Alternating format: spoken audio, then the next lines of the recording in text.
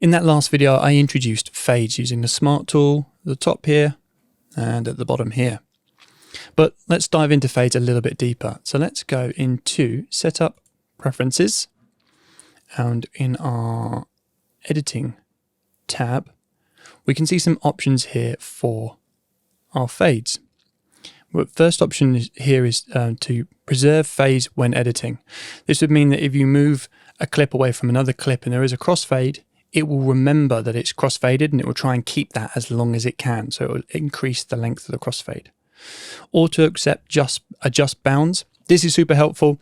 Sometimes when you move some audio around, it needs to adjust the fade in and out because of the clip length or the amount of clip available to it. Normally it throws up a request and says, do you want me to do this? I just have this on all the time. Smart tool for fade adjustment. I always have that on. And here we can choose what type of fade in and out we can have.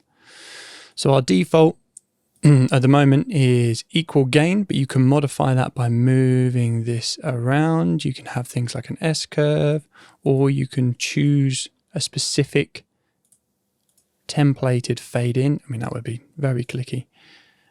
Slightly more parabolic. Standard. Equal gain is a straight line. Equal power is slightly more curved. And this introduces more audio later. So I have my standard fade in is equal gain. My standard fade out is equal gain.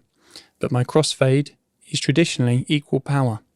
Because a lot of the time when I'm crossfading things, it's dialogue, it's sound effects, it's ambient sound, it's voiceover. I need the equal power to ensure there's no dip in the middle.